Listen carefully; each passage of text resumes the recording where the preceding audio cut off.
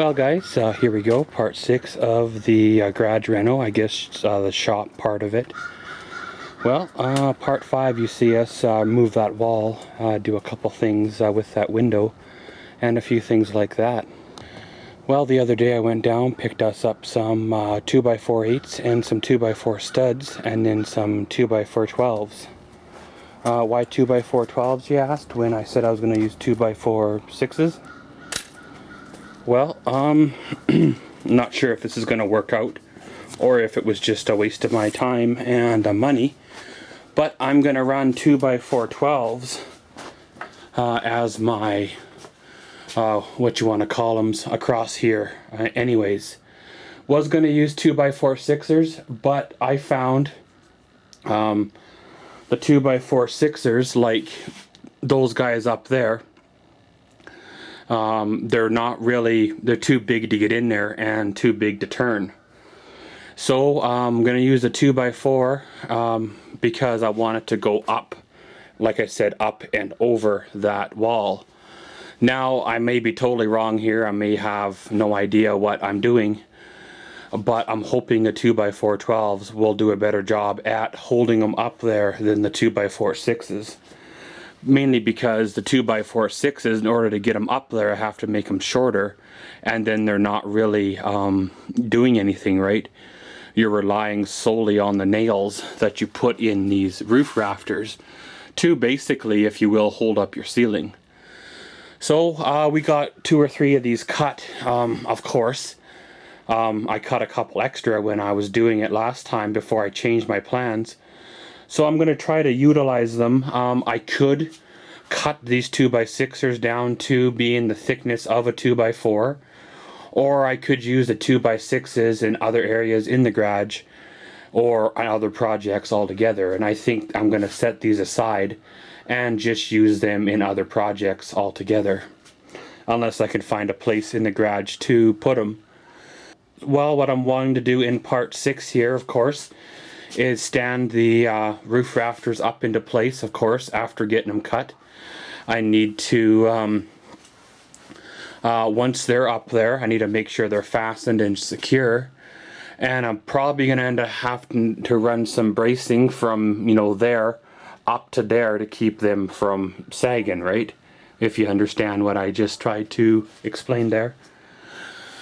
If I get that much done this time around, I'll be surprised. If I can do it, I'd like to frame up this wall as well, but I think that's a little bit more ambitious than what I'm looking at doing. I may possibly change my air compressor room size. Instead of being a full 4x12 like this room is here, I'm gonna make it like 4x8 or something like that. So basically it'll go back into this area here, which would make it more usable for me. It'll be a workbench nook, if you will. I'll have a little area right here that I can put stuff into, as well as then I have a little doorway here for the air compressor room to get into too. So that's just something that's not finalized by far. It's just thinking about being in the works, if you will. But pretty much, guys, I got the saw set up here, got everything ready to go. Just gotta throw me a couple of measurements and then start cutting. So let's get at her, cut us some rafters, and then go from there. Okay guys, so here we go. As you see here, we got some rafters setting in there. Of course, they're not nailed down yet. I need to reposition them. Pretty much running from a measurement off of the back wall right there, all the way down to this guy right here is exactly 8 feet. So what I figure on doing is, if I nail that guy there, then I'll have a space to put my my OSB, right? That's the way I figure on that. I might, to be safe, I might double up on her, because between there and you know, right here is about 4 feet there. So we'll have to see how she falls on that. That might that might be an interesting trick there to have to do. But like I said, they're just setting up there right now in position. I just have to adjust a couple of little things, move them over, of course, like you see that guy there with the space. Move it a little tighter, and then we can throw some nails in her, and then she's, well, setting up there secure. I gotta figure out a nailing edge for this back wall to nail the OSB onto. Right now, the only thing I got in my my back of my mind is to put another one of these roof rafters, if you will, stringers nailed to the back wall there, which then will give you know, support for the OSB to nail onto. I might end up doubling that one up as well. And then, of course, to prevent them from bowing, which they will under the weight of the ceiling and insulation and all that, what I'll probably end up doing is running supports from, you know, the 2x4 here up to the existing roof rafter, which then will basically, it'll strengthen it by forcing any snow load out to the walls, as well as keep the ceiling itself from wanting to fall on my head when I'm in here working, right? But got the little compressor here all charged up, got the hose connected to the Porter cable framing nailer, and pretty much good to roll here. Like I said, just got to throw in a few adjustments, and then we're good to go. So let's get at her and see how she goes. Okay, so we got the stringers or roof rafters or whatever you want to call them all nailed in place. At the back here we have, I recycled one of the 2x6s that you know, we decided not to use before as a nailing edge back here. So I got it up there. Decided to pull all of the vapor barrier pretty much in the tool room completely. One, because, well, I have to cut along there anyways to put up the air compressor room wall. Two, well, there's a window hole here that I have to patch. And three, there's some tears and rips anyways in it from demo. So pretty much I got a vapor barrier now this whole room, which is not a bad thing by far, because it allows me now to get into the wall to run the electrical, as well as I can pull the insulation here out of these walls without any issue or resistance. It's pretty much vapor barrier. So basically the vapor barrier now is all on the floor from the remaining wall.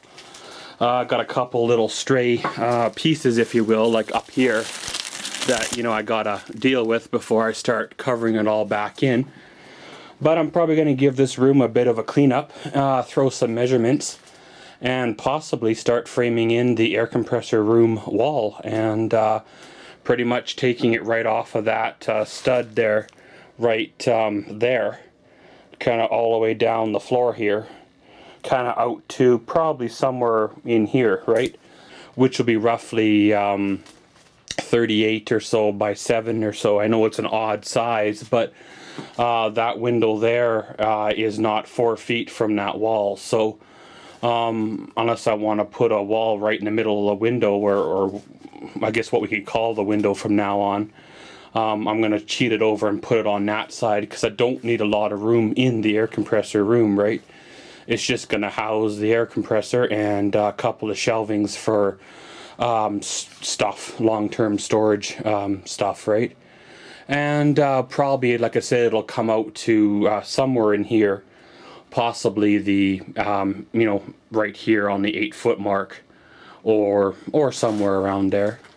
But pretty much, guys, like I said, gonna give her a clean up here, and you know, kind of get at her. So let's see how she goes. Got our top and bottom plates cut for the wall. Got 6 2x4s cut to length for the wall. Now, of course, this wall is 7 feet tall, and this wall here, of course, is 7 feet tall here. So there's no way I'll be able to slide this wall, which is 6'8" by 7, through this wall here, which is 7 feet tall. I may be able to have gotten it through the doorway at a, you know, kind of like angle-wise. However, I got all my stuff in front of the door, so that's out of the question. So come the Maxwellsworld exclusive first scene in this garage, I'm going to stud up a wall laying on the floor and then stand her up in place. So yeah, we'll throw you on the tripod here, you know, that one there, and then we'll lay the studs out in the correct spacings and all that. Got the air nailer all ready to go, and we'll start hammering them in. So here we go.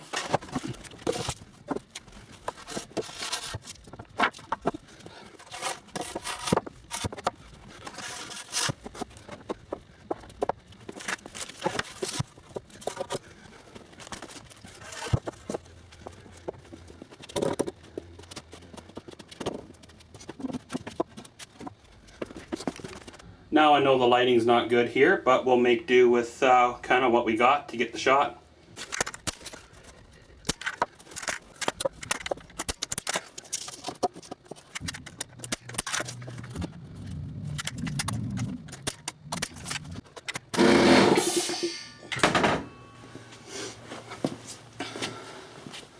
Well guys, pretty much there you go.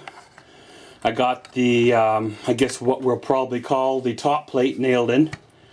Of course, I got the bottom of the wall sitting there against the wall of the garage. I just have to slide her this way against the pile of, you know, insulation, so I can put the bottom plate on it. So yeah, like I said, she's all coming along fairly well. So what I'll do is I'll throw the bottom plate on her, and then we'll stand her on up. Got the wall up. She is standing in place. Of course, she's not in there. She's just setting kind of semi-vertical. So of course, this corner of the wall is not going to match up with the stud or the rafter here. It's going to fall probably somewhere, you know, right about there, which is no biggie by far, because well, this is just an interior wall, not a load-bearing interior wall, and it doesn't really, you know, it's not a real biggie. So of course, got to slide her on down so she's tight against this wall, square her up, and then we'll throw some nails in to the rafters or stringers that are going across, and the back wall over here. So pretty much we'll see how she fits up and go from there.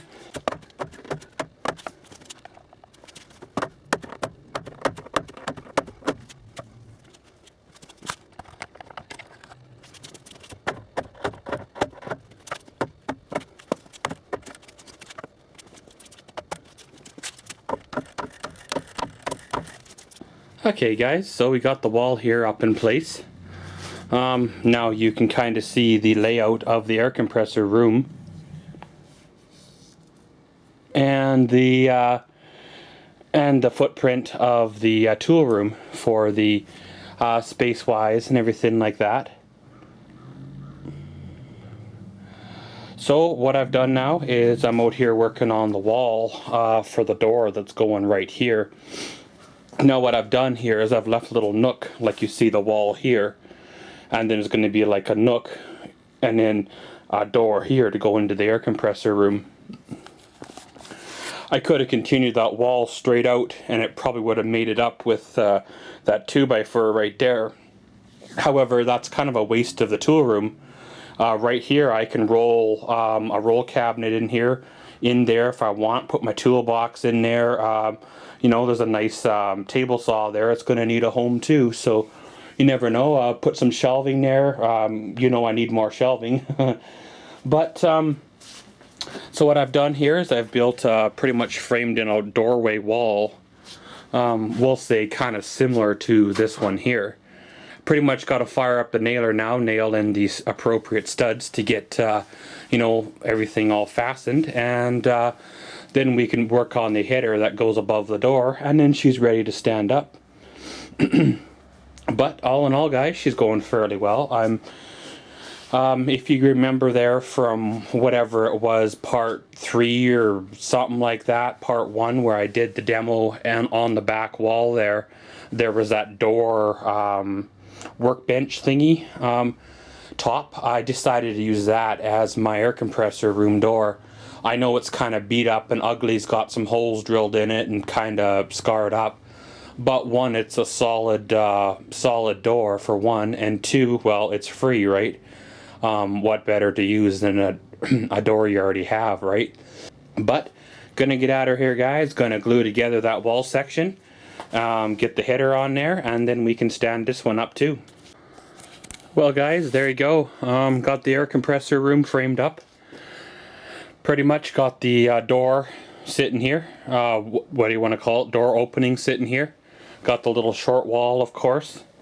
Now, of course, you know, by doing this, I have reduced my tool room pretty much effectively by what I move this wall over to achieve. However, by doing this, the tool room and shop area will be quieter based on the fact of you don't have to hear the rattling of the air compressor. Now again, just like this other wall, this one here is not nailed in place yet. It's just sitting there. Kind of tension on it a bit. I've got to adjust this stud here, nail this together. I've got to put the bracing there in the corners to you know, put it together. I've got to massage this area here gently to get things to line up here, of course, and then we'll throw some nails in there. And of course, once that's all done, we gotta, you know, make sure the rafters or stringers, whatever you want to call them, are straight and good to roll there. And then we could nail this wall section to, you know, the stringers, right? Other than that, she's coming along fairly well. Of course, we're not at the insulation stage by far, or the vapor bearing stage by far, or even the wiring, but it kind of gives a guy a bit of a look-see first of what he's up against.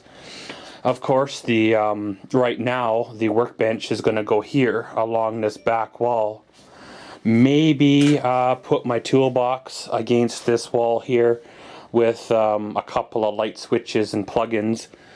On the other side of the wall will be another light switch for the air compressor room. I might wire a 110 plug in here too, because you never know when you might need 110 power. Eventually there'll be 220 in there, but my little air compressor runs on 110, so that'll work for the time being.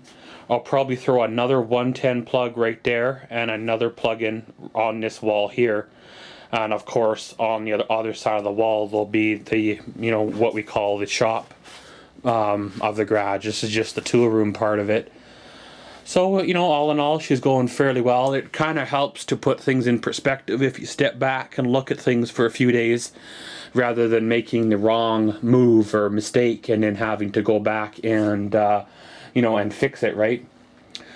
But guys, she's going fairly well right now. I've actually kind of ran myself a little bit short on lumber, so I guess I'll be making another trip down to the hardware store here one of these days again to get some more stuff.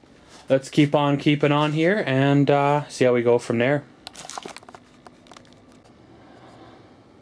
Well guys, there you go. Got the wall up. Again, she's not secure, but standing there kind of giving you an idea of the layout of the tool room, air compressor room, kind of a dealy, right? I went ahead and pulled the insulation out of the air compressor room because I don't need that kind of insulation in there.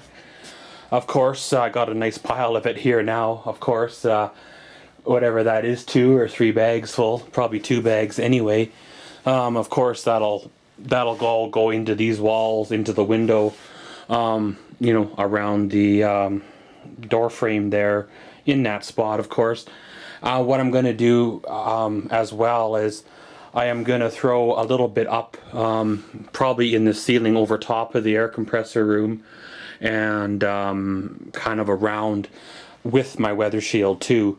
Might as well use it up instead of throwing it away, because, well, the rest of the garage has insulation in it, and what doesn't have insulation in it, I have the bags for it already, so I don't foresee myself needing much more of the insulation itself, other than, of course, the weather shield, because I'm going to well insulate the roof this time around. But like I said, standing back, getting a bit of perspective on the shop here, tool room area, get you know, kind of how you want to lay out your cabinets and you know, work surface and stuff like that. But right now I think the first thought is to reason why I left this notch here was to put a row of cabinets along this wall, angling along that wall here. Now if I can find the right cabinet in my collection, if I happen to have it, then I'll put another row of cabinets on this wall here with the jut up for the toolbox to sit under. If I can't, then it'll be just the toolbox on this wall with maybe a simple shelf or something above it. As well as, you know, give you the layout for the lighting, what you want to do. I'm going to probably do a combination of incandescent and fluorescent in here, in the whole shop itself. Of course, the air compressor room can just be a single incandescent bulb, obviously. But out in the tool room area, I want to have better lighting. Probably, you know, one incandescent, one fluorescent, possibly then another maybe incandescent right here. Depends on how dark it is, right? In the wintertime when it's cold, right, obviously the fluorescent bulbs don't want to light up right away, so the incandescents take the edge off them until it can get warm enough for the fluorescents to work. But enough of my little ramblings here, guys. But pretty much all cleaned up, got the tools in, just a matter of shutting the door, locking her up, and that's pretty much her. Well, that concludes part 6 of the Garage Reno, the tool room series. So as always, thanks for watching Maxwell's World. Comment, subscribe, and enjoy.